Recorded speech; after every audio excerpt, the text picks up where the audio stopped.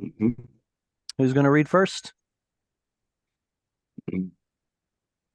Thomas, are you going to read first? I Yalla. can do. Okay, go ahead. This is all yours.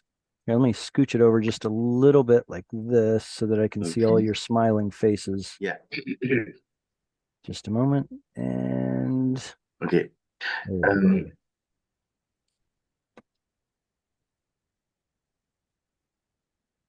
yeah, now? Now, yep. Okay. Yes.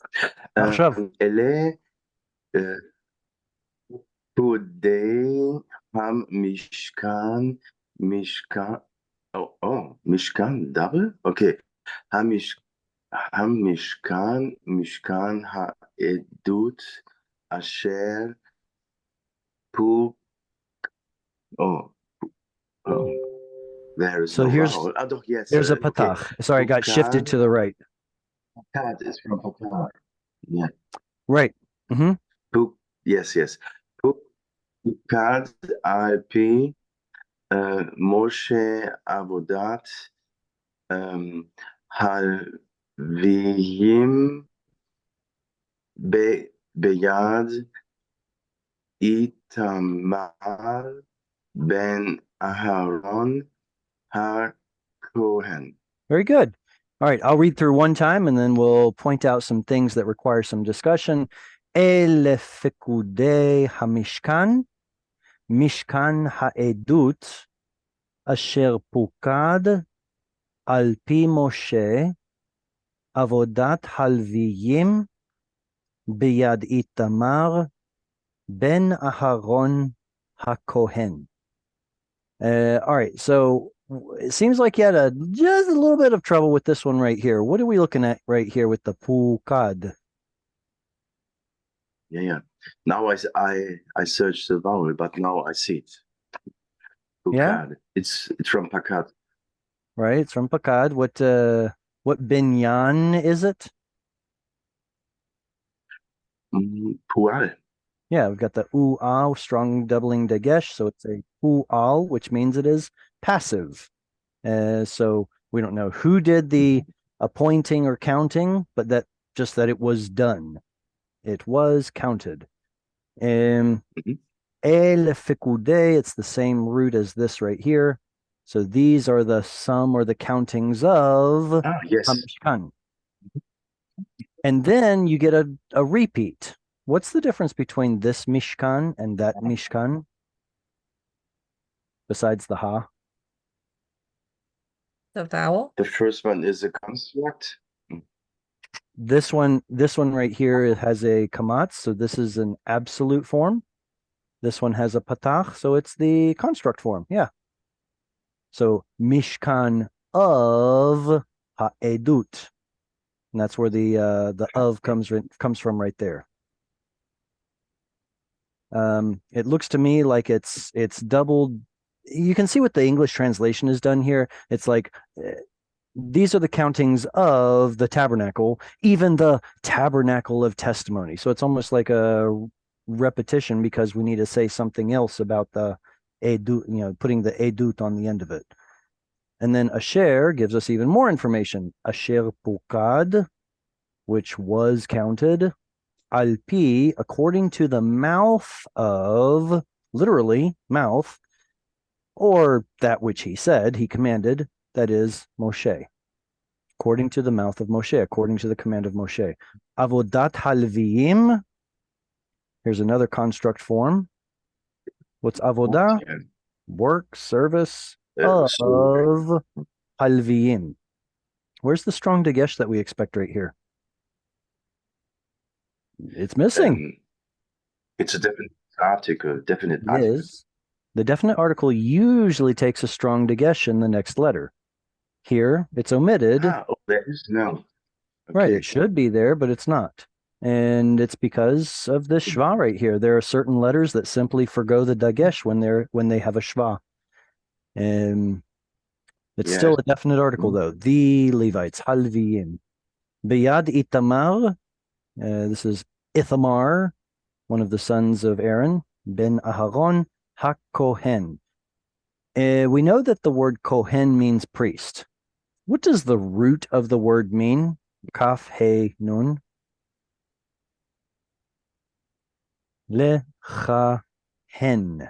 is to minister or I forgot it. to manage or minister, something like that. So the one who does this action is going to show up in a participle. Kohen is a participle referring to someone who does this action. Yeah, a priest. We get kind of the same thing with the word shofet. A shofet we know is a judge, but the vowel pattern is that of a participle, an ing participle, like the one judging. Yeah, the judge. All right, comments or questions on this before we move on to the next reading, next verse? All right, who will read next? Amanda, go ahead.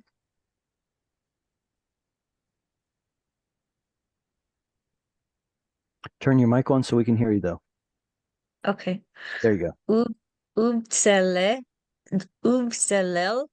That's right. ben Uri ben Per Lemate Yehuda et Kol Asher Ziva Adonai et Moshe. Very good. Only this word right here you left out because I put a space, a gap right there. My apologies. I did that on purpose. But how do you read that word? Asa. I put a gap there because this is the logical halfway point of the verse. So there's something of a pause, a comma, if you will, right here. I'll read through it one time and then we'll go back through it. Uvetzalel ben Uri ben Chor lemate Yehuda asa et kol asher tziva Adonai et Moshe. Good. So most of this is just introducing this Bezalel guy. What does his name mean? What does Bezalel's name mean? Anybody? The U means and, so we're not worried about that The part. root is Batzal. Yeah. Batzal is the root and El is God. Zele. All right, so here's one part, there's another part, and here's the third part. Be in. Oh, yeah. Sel is a shadow. El, Shadow of God. God, exactly. In the shadow of God. What a wonderful name to have. Wow. In the shadow My of God. friend's son's name's Bezalel. It's a great name. Yeah. Ben Uri. What does Uri's name mean? Does it mean light? Mm-hmm. Or, exactly. Exactly. Ben Hur. Now, this one's not quite as flattering. I'm not quite sure.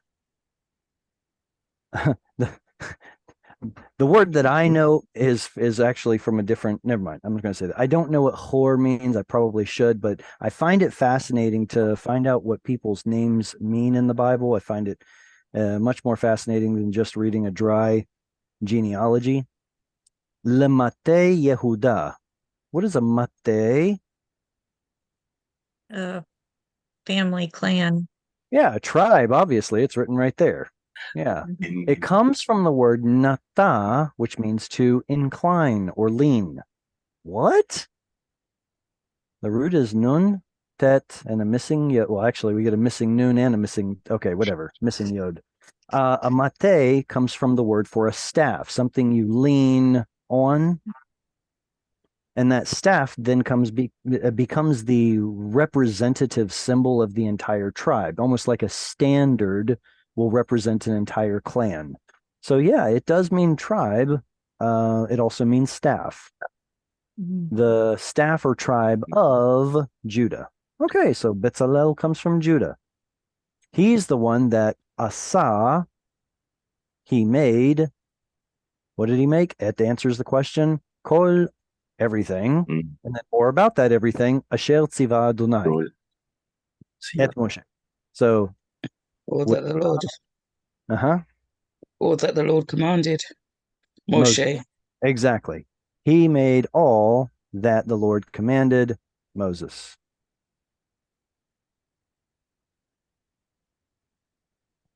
All right. Someone want to read? Who's going to read next?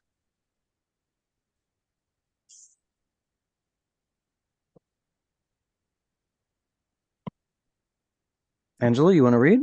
Yeah, I don't mind. Thank All you. right. Hey, when I ask to read, go ahead and volunteer. Don't be shy. All right, go ahead. Vehito Mm-hmm. a oli a av Excellent. The English here can help us out some. That's a kamatz katan. That's a reduced kamatz. Oholiav. ohaliav ben af aishama Achisamach. ahisamak le mate dan Mm-hmm. arash ve koshe shev Bechoshev. Mm-hmm. shev ve rosh rokem bat kelet Mm-hmm. uv uv r is got two r, yeah. Uv r. You'll always be able to tell how many syllables it has by counting the full vowels. So there's 1, 2, 3, 4, 5 syllables in this word. Say Altogether, it's going uva Mhm. argaman. Very good. Uva argaman. Excellent. This Uv little symbol right there indicates secondary stress, so we should probably say uva argaman like that. uva argaman. Uv tola art. Ashani. Ashani. Uva uvash shesh. Uvashesh. Very good. Let me read through one time. Ve'ito oholiav ben achisamach lemate dan חרש וחושב ורוקם בתכלת ובארגמן ובתולעת השני ובשש. All right, so this feels really similar to last week's reading. We're getting this like laundry list of various textiles with which he works, and also we're finding out what kind of a profession he has. All right, ve'ito, and with him, nominal sentence, we supply the verb, was Oholiav. What is the meaning of Oholiav's name?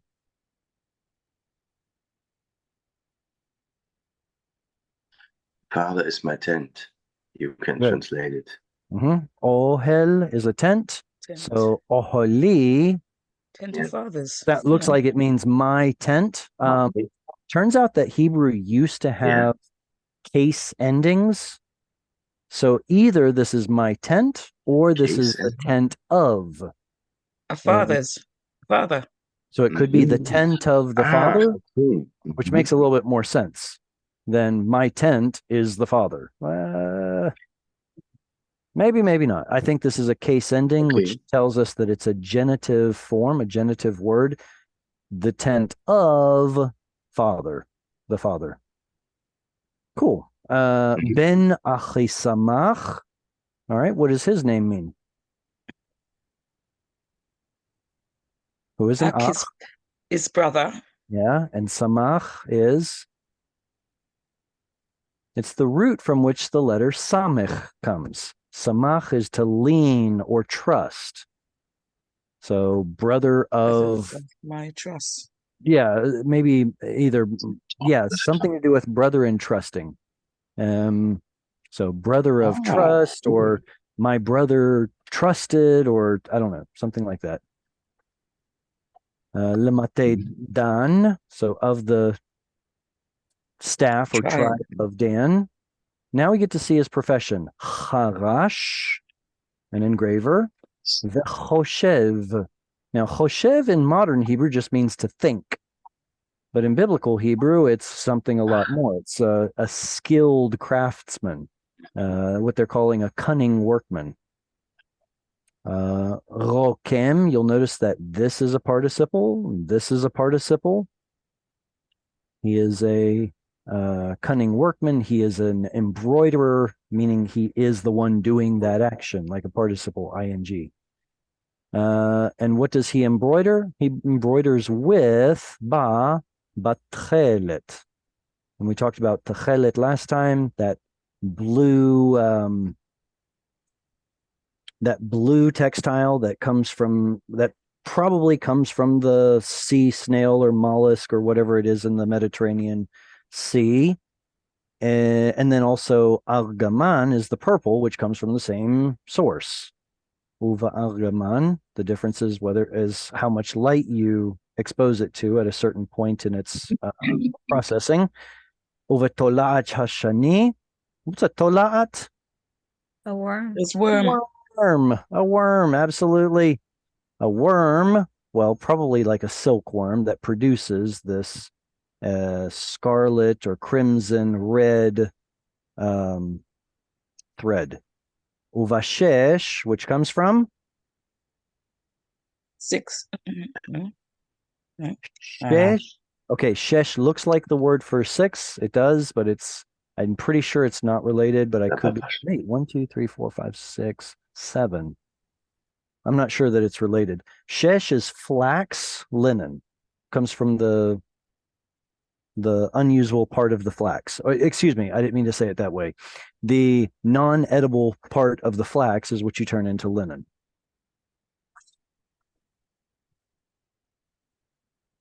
All right, who's going to read next? Tim, do you want to read? No, I want to practice this so we can advance, and I'll read next week, though. Not a problem. All right. Well then, let's go back to the top. Thomas, do you want to read? Eileen, you haven't read. Do you want to read? Hang on, Eileen, do you want to? Yeah. Yeah, I'll give it a try. All right, go ahead. You're up. Gol. No.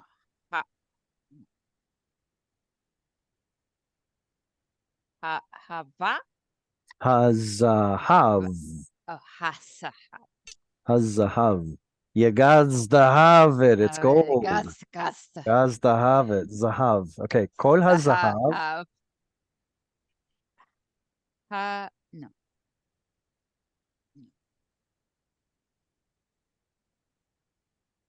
He asui. It's a fun word to say. He asui. Louis. Mm-hmm. Le. More. No. Lam. Sorry. Lama. There you go. I've divided into syllables. So we got a strong dagesh in the mem, and then there's another syllable division there. So it's lam la ha. Ha. Lam la ha. There you go. Bet. Gol. Bechol. Bechol. That's it. Bechol. Me. Lachata. Good. Make sure it's an eh sound. Melechet. Mehel. Good. Melechet. Ha. Gold.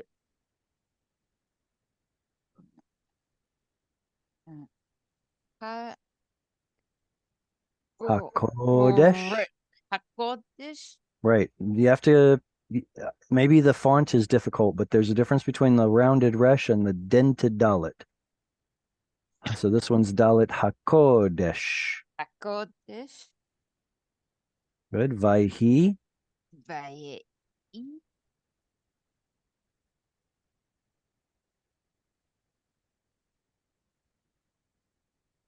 Zahav. Zahav.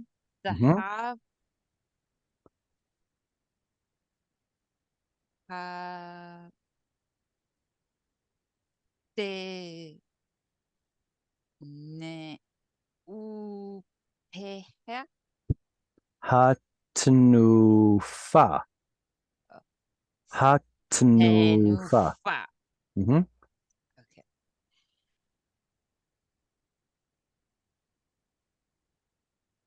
De.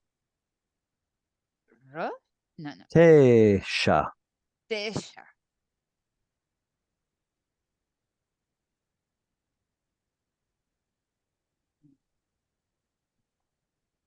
Ve'esrim. Ve'esrim. Be'esrim. Mhm.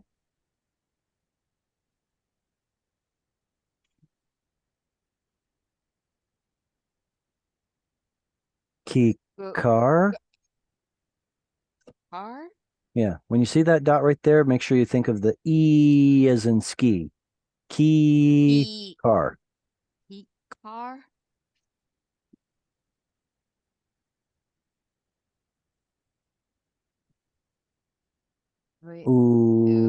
Ushva. Yeah. Ushva. Eva. Meot. Ne. Oh. Va. U. Eu. Now this one has two dots here, so you have to split them up. Shlo. Lo. Shim. Jim. Shekel. Shekel. She. B'shekel. Beshekel. Ha. HaKodesh. Very good. HaKodesh. Excellent. Let me read through one time.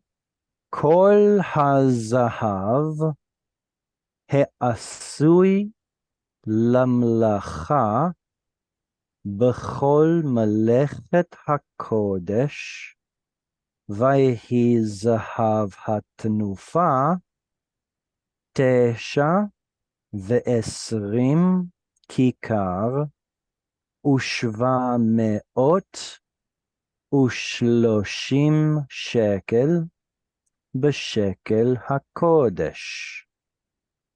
All right, so now they're giving us the weight of the gold that was for the work in the sanctuary. Kol hazahav, kamatz katan right there, all of the gold. He'asui. This u right here tells us that the pattern of this word is what's called a passive participle. Passive participle. And a participle says someone is doing something, running, jumping, flying, something like that. Passive participle says something is done to. Someone. Okay. So we could say that the door is closed. That's a passive participle. If we wanted to make it active, it would be he is closing the door. So passive doesn't usually tell us who's the one doing the action, just that it was done. He'asui, that comes from the root asa, to do. Mhm. All of the gold that was done, here they translate it as used. Lamlacha. Now, strangely enough, this looks an awful lot like the same word for a malach. Malach is an angel, a messenger. And then malacha is a noun that derives from it. It's the work that one does. So malacha is usually translated as someone's not really profession, I guess, but what kind of, it can be what somebody does for a living. Yeah. But here in the Bible, it's talking about the work that was done on the sanctuary. B'chol melechet, these two are the same words, except this one's absolute and this one's construct. In all of the melechet hakodesh, all of the work of the holy place or holy thing, the sanctuary. Vayhi, this is a vayiktol, and it was, what was? Zahav hatnufa. So we know what Zahav is. Zahav in the absolute is gold. Zahav here is in construct with the next word. Tnufa looks like it comes from the root nuf. Something that's elevated. No, something that's elevated. So tnufa, this is often translated as the the wave offering, I believe. A tnufa. Oh, okay. Something that's lifted up. In modern Hebrew, a nof is an outlook. Like if you're up on a mountain, sitting on a park bench, looking out at the beautiful outlook. That's a nof. So it has to do with elevation. So hatnufa is that thing which is elevated, the offering. All right, here it is. Tesha, which is the number 9. Ve'esrim is the number 20. So now we have to add the 2. 29. Kikar. Now the word kikar simply means round thing. It can be a loaf of bread. It can be a talent of metal. It can even be the Jordan Valley. The Jordan Valley is also called the kikar because of its general round shape. Right. Here it's probably, since we're talking about numbers in gold, it's probably talents. Ushva me'ot. Shva is in the construct of 7 of hundreds. So 700s or 700. Ushloshim. Shalosh is 3. Shloshim is 30. 730 shekel. Wait, how come this isn't plural? Shouldn't it be plural? Shekalim. Right, shkalim would be the plural form. But as long as the number is higher than 10, the Bible doesn't bother with the plural form. If it's 10, between 2 and 10, you have to use the plural. If it's more than that, you'll see the singular form. So it's still plural. And then it says, what kind of shekel? Well, according to b'shekel, according to the shekel of HaKodesh, same Kodesh we were talking about, place. the holy place. Okay, comments or questions before we move away from this? Yes, a little bit. A kikar lechem is bread. In Loaf. German, Brotleib. Exactly, it's a loaf of bread. Loaf. Yes, is that right? Loaf. That's right. It's a Yes, round okay, or a that's, loaf of bread. Absolutely. what you say. Okay. Good now. All right, Thomas, this one's for you. The next one is going to be for Amanda, and the next one will be for Angela. All right, so this one's for you, Thomas. Okay. The chesef Pequdei ha'eda me'at kikar ve'elef ushva me'ot v'chamisha ve'shiv'im shekel be'shekel ha'kodesh. All right. Not it's a little dry, this verse is, but hey, it's still scripture.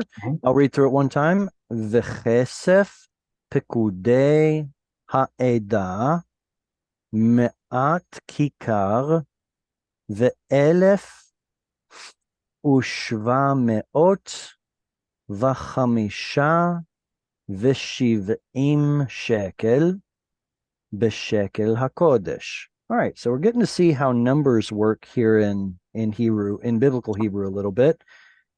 The silver, it says, of those who were numbered. You can see the ooh right there is another passive participle. The ones who were numbered, like asui was earlier. So here it's pekud, pekudei. ha'edah, those numbered of the congregation. Me'at kikar. Mea is 100. Ma'at is the construct form. 100 of talents. Ve'elef, which is 1,000. Ushva me'ot, 700. V'chamisha, and 5. Oops, forgot something. V'shiv'im, plus 70. So isn't that interesting how you get a big number, smaller number, much smaller number, and then bigger number here. In our minds, we would put the 1,000, then the 700, then the 70, then the 5. But here it's out of order a little bit. So we'll just have to Do do they some adding. always do that? Not always, but it shows up quite a bit. Yep, I half wonder if it has to do with this this shekel being in the singular form. It expects a number greater than 10 to be right next to it. Otherwise, it would have to say shkalim, which takes more ink and paper and time. And so I don't know. I can't prove that, but it's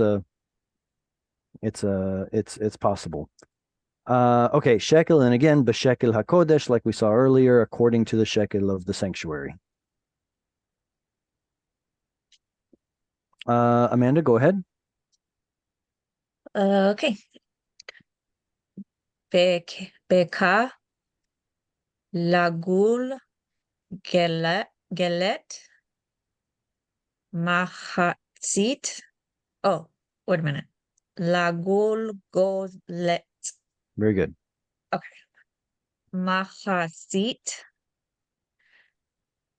ha shekel beshekel hakodesh lekol ha'iver ha'over Mm-hmm. al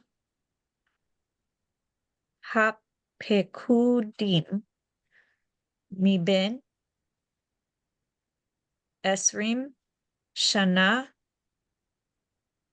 v'mala leshesh meot elef sheloshet ush loshet elafim v'hamash me'at v'hamishim. Very good. V'hamishim. There we go. V'chamishim. All right, I'll read through it slowly. Follow along. Beka לגולגולת מחצית השקל בשקל הקודש לכל העובר על הפקודים מבין 20 שנה ומעלה ל600,000 ו3,000 ו550. So again, another verse full of numbers, so we get to see how these numbers work. Beka is a unit of measure that we're about to see here in a second. It's a machatzit shekel. What is chetzi? Half. Chetzi is a half. So machatzit is a noun referring to the half of something. So it's basically still a half of a shekel. So a beka is half a shekel. Legulgolet. Does anybody know a cognate word similar to this? Maybe in another Semitic language like Aramaic, which was spoken during the New Testament times?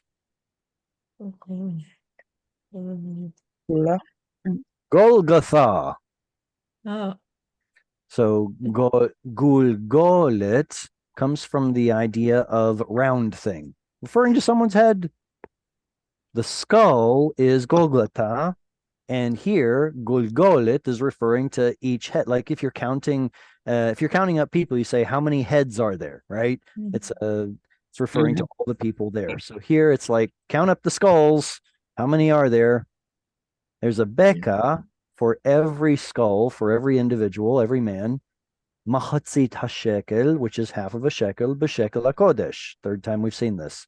Lechol ha'over. What kind of a word is over? What form? Participle. Good. So I don't really like translating it like they did here, who went. It's good enough. I'd rather translate it as the one going, but that's just me. For everyone going al hapkudim, going out to the pekudim, the numbered one. Mi ben esrim. Wait a second. What is a ben?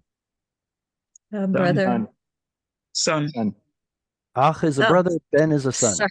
Sorry. All right. Yes, son. And if we want to talk about how old someone is, in Hebrew, you say they are a son of or a daughter of a certain number of years. So here they're saying, me, how old? From Ben Esrim, a son of 20 years. So a 20-year-old. Vamala. And older. And upward, exactly. The root here is Allah, to go up. So from 20 years and upward. Leshesh me'ot, 600. Elef. It's a lot, 600,000. Ushloshet alafim. Is this a feminine tav here? No, because it's numbers, isn't it? No, in numbers, irregular. Yeah. That's absolutely right. Numbers are odd in the fact that the masculine form will typically take a kamatz head or a tav on the end in the construct. The masculine will, and the feminine doesn't. So me'ah is feminine, 100. So shesh me'ot. This is our feminine form of the number 6. What's the masculine form of the number 6? Shesh. Shesh is feminine. Shisha, ironically, shisha is masculine. How would you say 6,000 in Hebrew? How would you say 6,000 in Hebrew?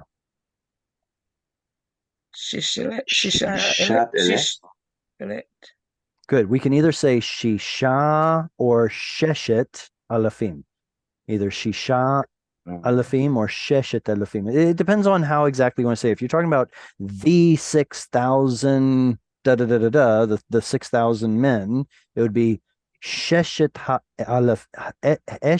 sheshet halafim, the 6 of 1,000 alafim, and alafim is masculine. Ironically, the number 6 has a feminine looking tav at the end. Nobody's able to explain why numbers do this. All right, so 600,000 and 3,000s alafim. Vachamesh me'ot. So there's our feminine form again. 500s. Vachamishim. Chamesh is 5. Chamishim is 50. All right. Does anybody know why there's a dagesh in this shin here?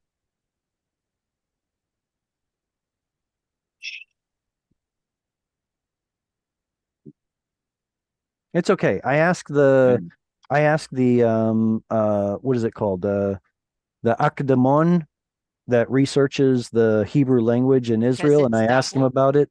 It's grammatically doubled, but the question is, why is it doubled? Usually when you see a strong dagesh, it tells you a letter is missing, some letter is missing. Here, it's not really understandable why it's missing. So I wrote a letter to the Akdamon and asked them, and they said, well, it's probably just analogous to the number shesh. What is the root of the number shesh? Shin shin, right? Stands to reason, but watch this. When you add a suffix to it, like shishim, now you turn it into the number 60, we get a strong dagesh here. It's because there's a letter missing. The root of the word shesh is actually shin dalet shin. And we miss the dalet because it assimilates into the following Sheen. Instead of saying shim, it simply assimilates into the next letter, shishim. And so the answer they gave me is, well, shishim has a dagesh, so it's probably why they added it to the chamishim as well. Analogous. Amanda, you have your hand up. Go ahead. Yes, does the dalet in what the original of that of does that dalet drop out because of the way that the language has evolved, or does it come from something? Is it the older language? Is it there? Yeah. Okay. So the reason the Dalit gets assimilated is because of the similarity in where the Dalit and the Sheen are pronounced. They're so Oh. close to the same place in the mouth, like sh, or at least historically it was. And in fact, it could be that Sheen was originally the, or something like that. Nobody's quite sure. We know that Sheen oftentimes turns into a tav in other Semitic languages, like the number shalosh in Hebrew turns into tlat in Aramaic. Why? What does sheen have to do with tav? Apparently, the sound of the sheen is closer to a tav in the past, and tav and dalit are pronounced in the same place. Ta ta da da. So apparently, the dalit assimilated because it is so similar to the sound of the sheen. How do we know that a dalit was originally there? By comparing the number 6 in other Semitic languages where it still preserves that dalit.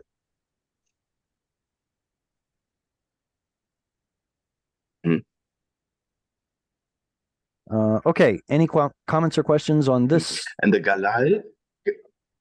Okay, so Okay, galal the galal is to is to abwälzen in German. well, in English it just To to roll.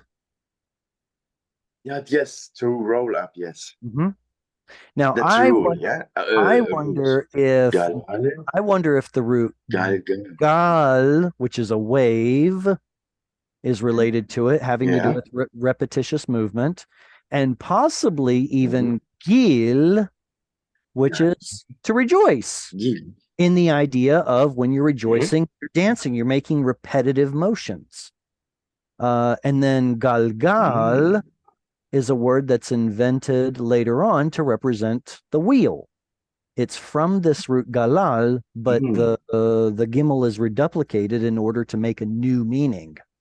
So galgal is a wheel, and then a gulgolet is probably a spherical or round thing.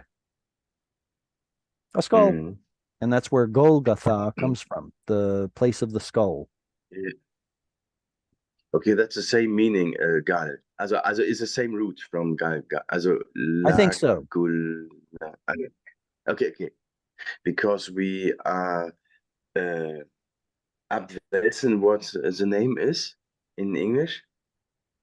Of what? Abwälzen. Yeah. Okay, we roll up our burdens on the cross here. Oh. Okay, got it. It's Got like a picture. All right, let's see. Angela, I think you're next. Do you want to read? Yeah. Vehi me at kikar akesef la seket. Is that right? Yeah, La laseket. seket et adeni Adne. adne. Sorry, yeah. Adne akdesh akedesh Yeah, but there's an O right there. Don't leave that out. akodesh Akodesh. ve'et adne Adne. adne. Oh God, what am I doing? Adne aparket. Wait, did you leave the O out again? Oh, aparroket. Good. And then lastly, this little symbol tells you that the stress is on that O sound. So it's going to be haparochet. Aparoket. May at ada nehim.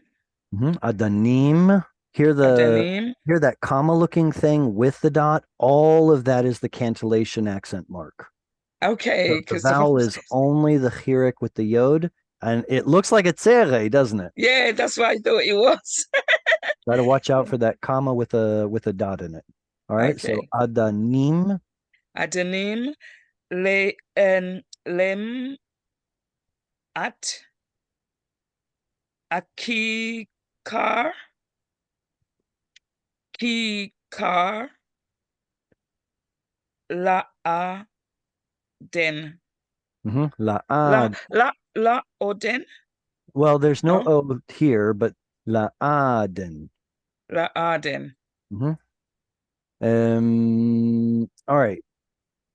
Vayhi me'at kikar hakesef latzeket et adnei hakodesh ve'et adnei haparochet me'at adanim lim'at hakikar kikar la'aden. All right, so what is this Adanim, Adne? It shows up over and over again. What does it mean by sockets? Something you plug into? Yeah. Yeah, Oh, in okay. the construction of the tabernacle, you have these sockets that receive the posts, and apparently they're made out of silver. I wonder if I could find a picture to share with you all. It's going to be in Hebrew though. That's okay. Here we go. Yep, here we go. I want to show you guys this picture. How do I do this? I'm going to have to turn this on. Bear with me for just a hot second. I'm trying to turn on my desk. My desk camera. Aha, I found it.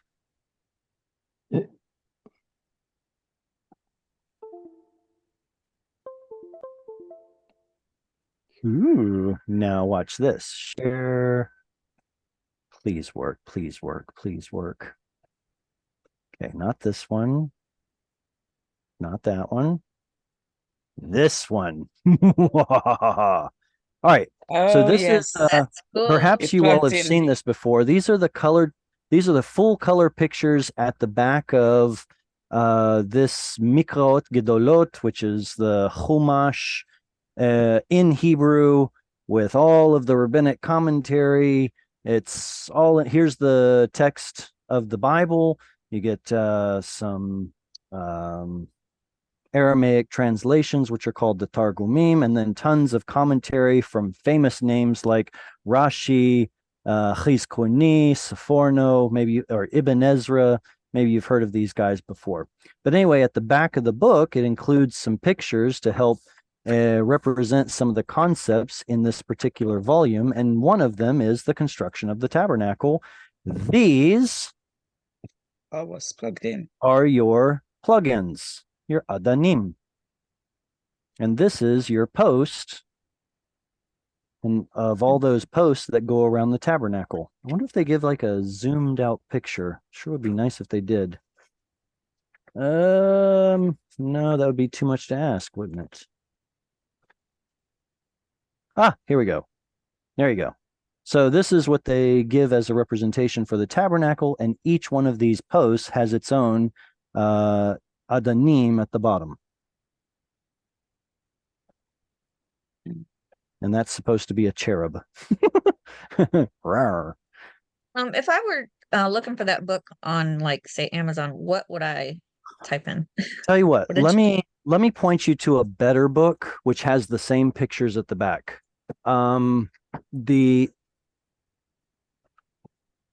the one that has English and Hebrew is called the Stone Edition. Mhm. And this one will have the Hebrew on one side with the English on the other with an anthology of commentary on the bottom. And then most people can't even read Rashi's commentary right there unless they know Rashi script. But the newer versions of this particular Stone Edition Chumash has some pictures at the end. Unfortunately, I have the old edition that has no pictures. So that's a bummer. Or you can opt for the interlinear, my personal favorite, which is the same material, but it's interlinear, which is way better. So this is the Schottenstein edition. Let me show you how it's set up. So is it the Stone Edition Kumash? Yeah. Right. The Stone Edition is the one that has Hebrew on one side, English on the other. Schottenstein is the one that has an English translation under every Hebrew word. Oh, I see. And Stone Edition. this is very powerful when you're trying to learn new vocabulary. Anyway, if you get a new edition of it, don't get an old one like I have. See, the old one has some black and white pictures here at the back that are nice, but just not as cool. Okay. The only thing I'm coming up with is Stone Edition Tanakh or Stone Edition Kumash. Chumash. Yeah. Chumash Okay. is okay. So the Tanakh. Let me show you the Tanakh. Ugh! Wow. Oh no, I turned off the camera. All right, let me turn it back on. Where are you? Switch. There we go. So this is the Stone Edition Tanakh. It has very limited commentary. It has the Hebrew on one side, it has the English on the other, but it covers the entire Hebrew scriptures, like what Christianity calls the Old Testament, what Israel calls the Tanakh, the Torah, the Nevi'im, the Ketuvim. So this is everything from Genesis to Second Chronicles, or Genesis to Malachi, if you prefer, but with very limited commentary. Like over here, you can see just a little smidge of commentary on the bottom, just to whet your appetite.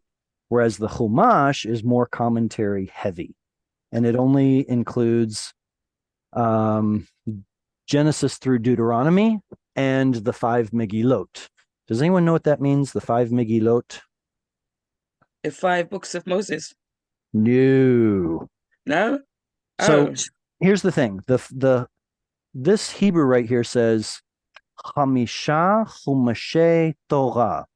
You can see the word Hamesh built into both of these. It's the 5/5 of the Torah. That's Moses. Okay. But it also has the Megillot, which includes the 5. That's an old phone number. You can't use it. The 5 books are. Come on, you gonna do this to me? Yep, it's gonna do it to me. History. Okay, here we go. The 5. Oh, you can't see that. Sorry. The 5. There we go. The 5 Megillot are Esther, Shir HaShirim, Song of Songs, Ruth, Echa, which is Lamentations, Kohelet, which is Ecclesiastes. These have significant meaning certain times of the Jewish calendar. Like they're read during certain parts of the Jewish year. So those are the 5 Megillot. In fact, there's a lot of commentary on those 5 books. Like, for example, the Midrash Rabbah also has a lot of commentary on them. Like here's Esther and Song of Songs, and there's all kinds of Midrash is. What's the root of the word Midrash?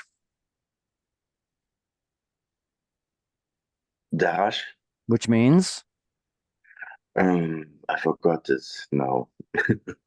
Gimme, seeking, desiring, wanting, give it to me, give it to me. Okay, so Midrash, Sorry, midrash is the act of seeking the meaning of the text. Essentially, it's ultimately what turns into rabbinic sermons, if you want to put it that way. It's the exercise of reading a specific text and connecting a short phrase or possibly even a significant word with some other place in the Bible that uses the same word or phrase in order to expound the meaning of the text at hand. Okay. Oh, that we just went over that with the word ark, that it's the word for it is used in the flood narrative and when Moses was pulled out of the river, the Excellent. Jordan. Out of the Nile. Those are the only two places where the word teva is used. So if you want to understand one passage better, look to the other one. So that's an example of midrash, and this is a 10-volume set. There's a lot of midrash on the 5 books of Moses and those 5 Megillot. But anyway, so I digress. The point I was trying to make is that if you get a newer edition of either the stone Chumash or the Schottenstein, my favorite, interlinear Chumash, you're going to get all of those full color images at the back. All right, now with that, let's get back to some reading. Yeah, question?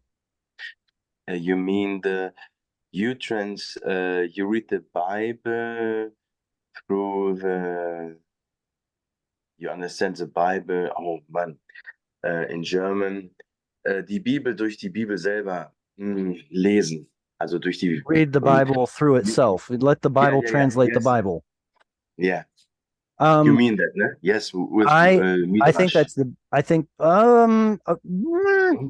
look, if you've ever read anything from the rabbis, you'll know that they get there's a little bit of mental gymnastics that can go into such an exercise. So it's not all gold. Leg nicht alles auf die Goldwaage.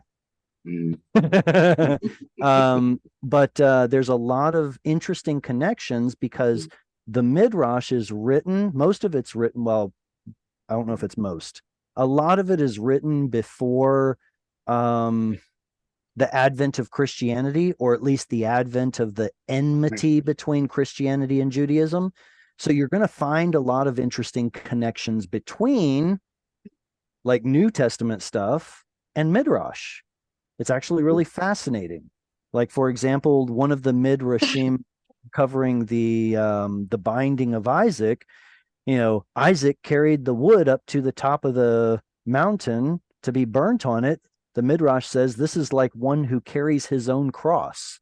And you're like, whoa, that's an interesting connection to hear in rabbinic literature. So anyway, I'm a personal fan of midrash, but yeah, it's not, it's take it with a grain of salt sometimes. All right, good. So now that we've seen what an adin is, or in the construct adne, or in the plural adanim, is there anything else on here that we need to talk about? How about the parochet? The parochet is the partitioning curtain, the veil. And I think that's it. Oh, does anybody know the root of latzeket?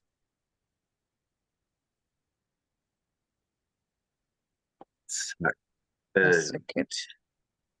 Is it is that Zion? I can never remember. This is a tzadi. Sade Kuf A. I'm going to show you guys a parallel, and then you're going to know it immediately.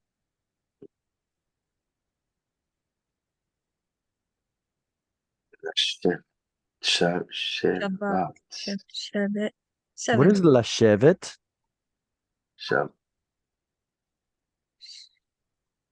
Shevet. You're doing it right now. In your chair. Sitting down? You're sitting. What's the root of lashevet? Shavat? No, the tav is not part of the root. Shava. Safi. I knew it was a Yashav. yod or a noon. Yeah, Ach, it's one or the other, exactly. Oh Yeah. my So gosh. Yashav is he sat. Lashevet is the infinitive construct. And Mm. you're going to find that a lot of verbs that have an initial yod or noon, like you said, are going to lose them in the infinitive or even in the yiktol form. So let's try again. So it's What's the root of Yod Laseket? Zayin Kof. Lod, it's a yod tzadi kof. Kof, yeah. Yatzak is to cast an image or to cast a form. Very good. Okay, next up is wait, who just read? That was I did. You did. So Eileen, you're up next. Do you want to read, Eileen? Turn your mic on so I can hear you, though. Okay, I'm here. All right. Let me give it a try. I'm gonna do it really slowly because I'm a Okay. slow reader. Well, that's fine. Let me ask before you start then, would you prefer that I read it and you repeat? Does that help you more? Yes. Okay, that's fine. Ve'et Ve'et ha'elef ha'elef u'shva u'sheva ha'me'ot ha'me'ot v'chamisha va'hamisha. Okay, I notice a lot of my students will trip up either on the gutturals or on the reduced vowels. And here we have both of them. So I'm trying to figure out which one or both is causing the hiccup. Can you say vaha? Vaha. Good. Misha. Misha. Now put them together. Vahamisha. Vahamisha. There it is. Vahamisha. That's it. Vishivim. Veishmin. Nope. Vishiv. Oh, Veshiv. Im. That's it. Asa. Hasa. No, it's just an ayin. So it's asa. Asa. And then this is a fun word. Vavim. Vavim. We get to see a word that starts with vav. This word is the word after which vav is named. It's not. I know nail has become a popular translation for vav. That's not exactly a good translation. I get it. It preaches well. Like behold the hands, but behold the nails, behold the hands. I get that. It preaches really well. The only problem is a vav holds up a curtain. So it's more like a peg or a hook than it is a nail. But I get it. It's cool. I get it. Let's see. The next word, la amudim. La amudim. Vetsipa. Vetsipa.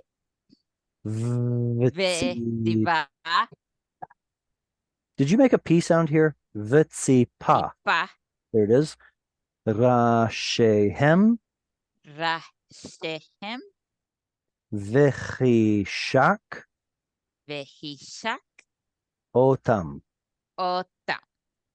All right, I'll read through one time just a little bit more quickly. Here we go. Ve'et ha'elef ushva ha'me'ot v'chamisha v'shiv'im asavavim la'amudim v'tzipa rashehem v'chishak otam. All right, so we're getting into kind of the instructions or the process of creating various things in the tabernacle.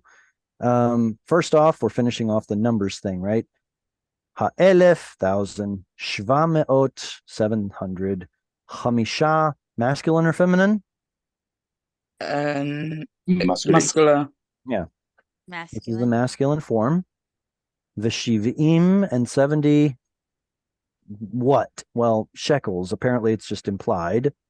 Of all of that silver, asa, he made vavim, hooks, pegs, something that holds up, la amudim. So the amudim are, of course, tall things that are stationary. And then the hooks go onto the pillars to hold up a curtain. Hmm. So the vavim are more like hooks than they are nails, but it's okay. Apparently, the original meaning in Egyptian, apparently when a Semitic people borrowed the Egyptian hieroglyphics, they pulled from this vav, which had basically the same meaning, something that holds up a curtain. Vitzipa, and he overlaid. What binyan is this verb? Hmm. Anybody learned binyanim yet? Is that no. That A PL, Yeah. yeah. the chirik and the strong dagesh here tell us it's a PL. Yeah. Oh, I don't know. PL. The root has a missing yod. The root is tzadi pei yod. This hey and kamatz are just a vowel, so the consonant is missing. It's tzadi pei yod. And he overlaid rashehem, their heads, no, the tops of the pillars, v'chishak, and banded otam, them, the pillars, or the vavim. I don't know whether it's the vavim or the pillars that he did that to. They're both masculine. Let's see. Caroline, would you like to read? Is that Caroline? Yes, I'll try. Thank you very much. Absolutely. It's a short one. If it's too short, we can probably give you the next one too. No, that definitely won't be too short. Una Hochet had to Una Hochet, is that okay? The first part is great. Unnechoshet. Keep going. Had Tanu Fa Shiva Im Kikar Ba Alafim Ba Araba Me'ot Shakel. Good. So this is the word shekel, but it gets a strange vowel under that shin. So how do you pronounce it with the stress right there? Shakel. Shakel. This is what's called pausal form. It's how it shows up either at the end of the verse or maybe at the end of a logical unit, like the halfway point. And it's because the original form of the word shekel was shakli, like this, shakli, which is really hard to pronounce. Hence, Hebrew fixed it by sticking a segol in there, shakel, and then this segol had an influence on the preceding vowel and turned it into a segol as well, shekel. Now that's the form that we know. But whenever we add a pronominal suffix to it, we're going to get that original form. So say you want to say like his shekel, and you put an O on the end. Well, we're going to take that original form, shakli, and add an O, and we get shaklo. Well, now that we lose the stress, that becomes a patach, but shaklo, his shekel. Do we ever get to see this in maybe some words that we're more familiar with, like melech? How do you say his king? Malko. Malko. Why? Because the original form was malk. So we're taking malk and adding an O, malko. The melech form is the weirdo here. It's the one that has these artificial segols. All right. At any rate, let me read through it one time and then we'll work our way through it.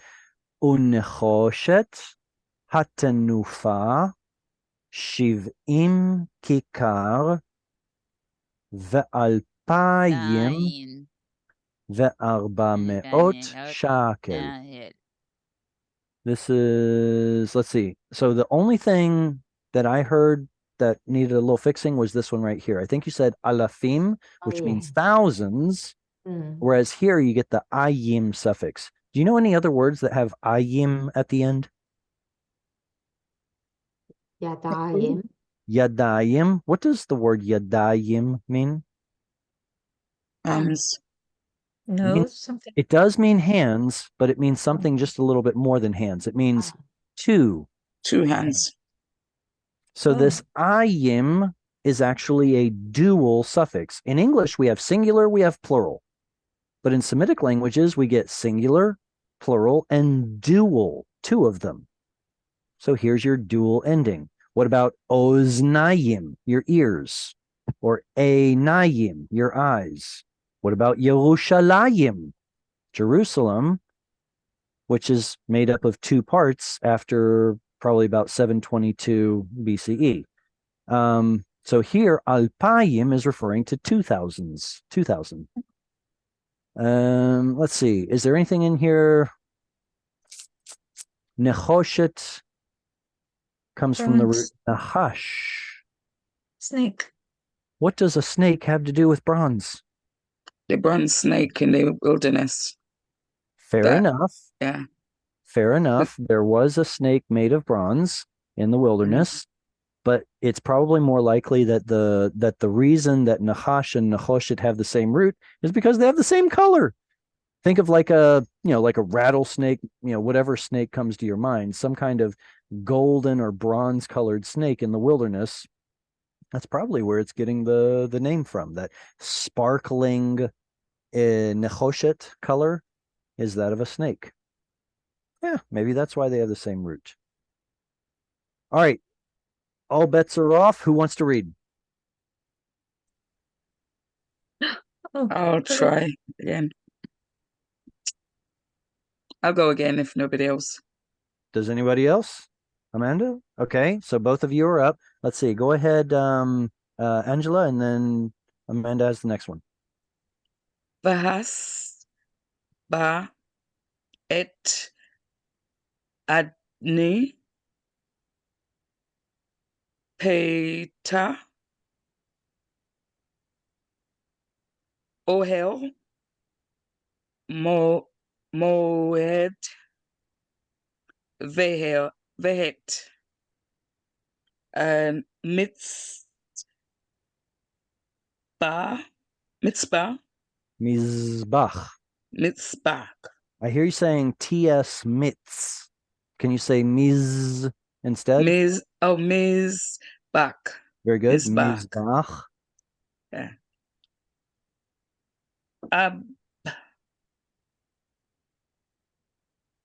Oshet. Hanechoshet. An Oshet. Ve'et mikbar. An Oshet.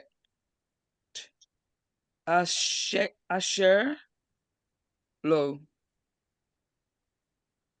Ve'et kol keli Clay.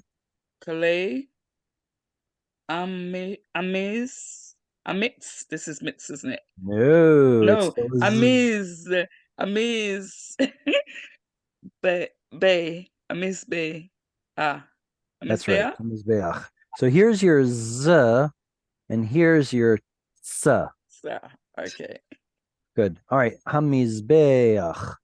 Vayas bah et adnei petach ohel moed ve'et mizbach hanechoshet ve'et michbar hanechoshet asher lo ve'et kol klei hamizbeach.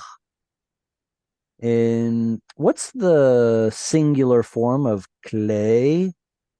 Kelly. Kli. Mm. Very good. Kli. And the fact that it has a tzere here is the only way, well, except for context, is the only way we know that it's plural and construct. And here, mizbach is a little bit different than mizbeach. Any idea why? Because one's an absolute and one's Brilliant. This one up here is construct. It's in construct with the next word, the altar of the bronze.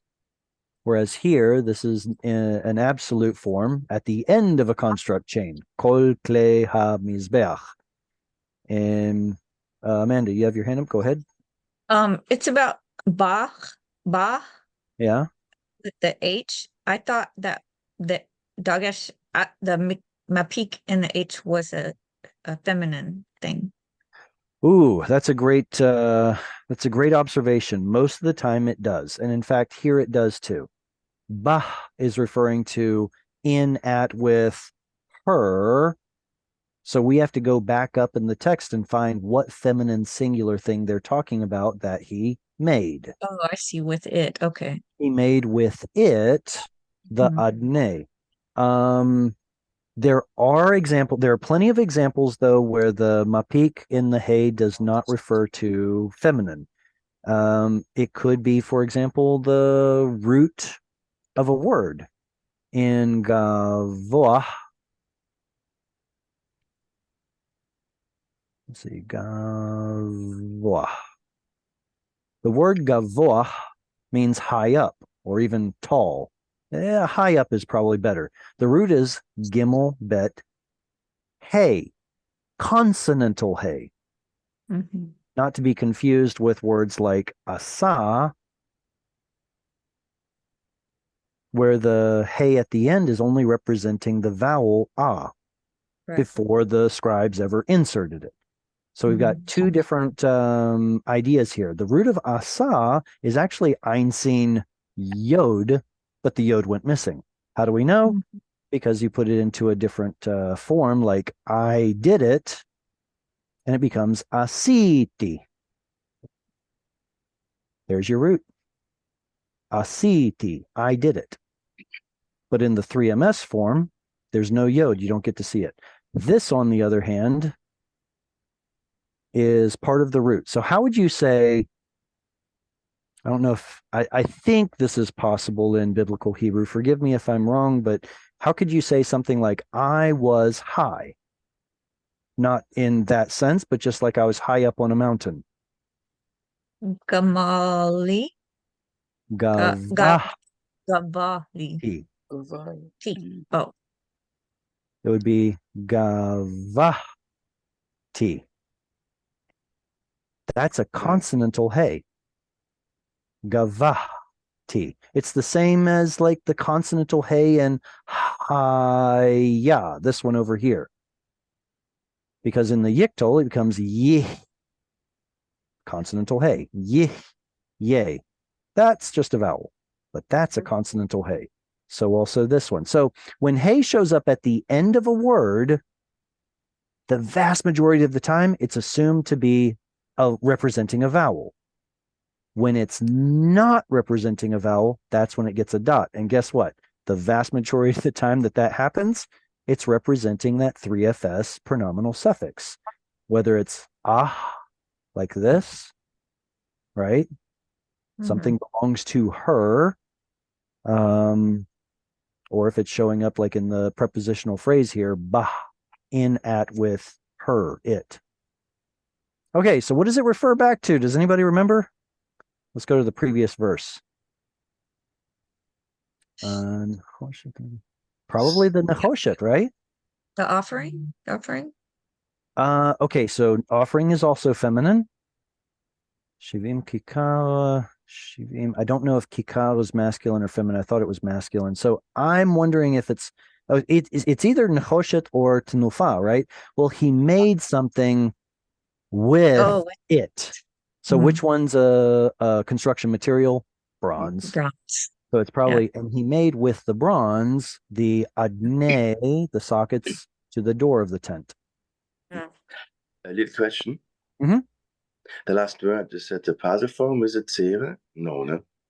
It's okay, so technically it is a pausal form. It's just that the vowel doesn't really change from its absolute form. From the kamat, yeah. What? No, there should not be a kamatz. The tzera. Right. So That the tzere is normal. If we Okay. saw this word in the absolute form, it should be mizbeach. It's just that in Mizbeach. construct form, the normal is- form. Yes, okay, thank you. Mm. that's all. Mm. All right. The next verse is for Amanda. Ve'et adnei hachatzer saviv ve'et adnei sha'ar hatzer ve'et kol yitdot hamishkan ve'et kol yitdot hachatzer saviv Okay. hatzer. Excellent. So you read it right correctly there, and then here and there. It's no fun. Does anyone remember when the definite article becomes he? Under what conditions does it become he? Before a guttural. Not With always. the shiva. And It's there's no stress. right. It has to do with certain gutturals, Yeah. where the stress is, and whether or not there's a kamatz. So I think the way that it's presented in most textbooks is they say if you get a hey, a chet, or an ayin that has a kamatz that is unstressed, then it becomes he. And this is Yeah. actually an oversimplification. Somebody showed me recently, and I was so happy they did. The word ach, if you put the definite article on it, it's going to be he ach. So even the aleph plays in this funny business game. Well, there's an aleph with a kamatz, but it's stressed. And it turns out that chet, sneaky, he's actually the chet will actually take a he despite where the stress is. Let me think of right, like he ha, right, he ha yil. Yeah. Causal form. Hechayu. So it seems like when the stress is close to it, see what we're getting here is a guttural hey, a guttural hey chet ein aleph, and a kamatz, which is already, well, historically was pronounced in the back of the throat. So we're already getting multiple gutturals, multiple gutturals and vowels that are pronounced in the back of the throat. It's kind of like a basketball going up and down in your throat. Like if you have like two kamatz vowels here. Wow, that's really hard to do. Anyway, so to break up that basketball bouncing up and down in your throat, it seems like it gets changed to he, which breaks it up. He Hechayil. So trying to remember when exactly it turns into a segol is a bit of a menagerie, but apparently if there's a hey or an ayin that's accented with a kamatz, or if there's an aleph or a chet with a kamatz accented, or no, I guess it has to be oh, okay, this is really getting complicated. So aleph has to be accented. Chet doesn't care where the accent is. Wow, that's really a lot more complicated than it needs to be. Sorry for all that, guys. All right, so hechatzer is the courtyard. Adne hechatzer is the sockets for the courtyard. Saviv, around. Sha'ar has penultimate stress. The gate of the courtyard. Does anybody know the singular form of this word? This is the plural form. Is a yiktol? It's a noun. Oh. It looks like a yiktol though, doesn't it? Yeah. Yado. Yated. Yated. When we learned about construct form, or maybe some of you, when you learn about construct form, you learn about how long vowels in an open syllable go to a shva, and long vowels in a closed syllable go to the short version of that vowel. And sometimes tzere will turn into a patach. This is the example that was given. So a yitad is the construct form of yated. Mhm. Here, it's yitdot. Same root letters, But it's plural. but it's plural. Mm. And honestly, it might be an irregular plural too. Yated is probably masculine, and then yitdot has the ot, making it look like a feminine. Mhm. Mhm. Okay, any questions or comments on this before we go to the last verse for the evening? All right, who's going to read it? Go. I can do Thomas is like, eh. All right, Thomas, yes go or ahead. no? Yeah, okay. ומן התקלת, sorry, ומן התקלת והארגמן ותולעת השני, yes, עזו בגדי זרד לשרת, okay, שרד לשרת Rad, right? Lisharet. בקודש ויעזו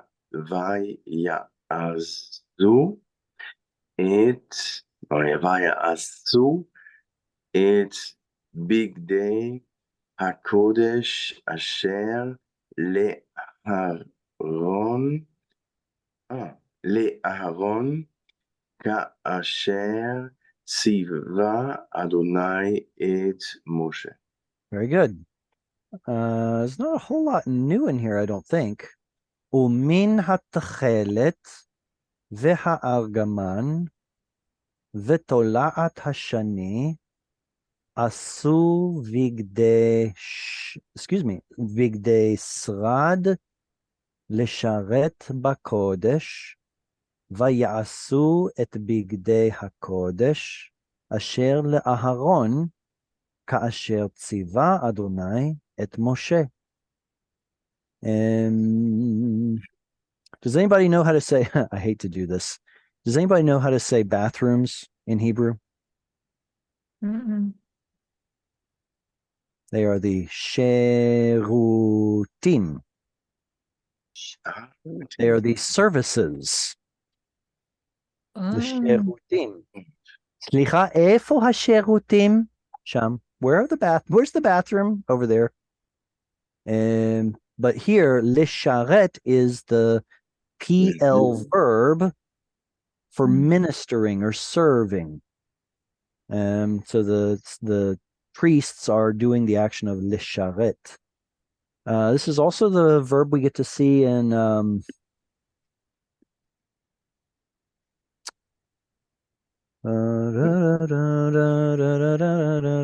oh, come on.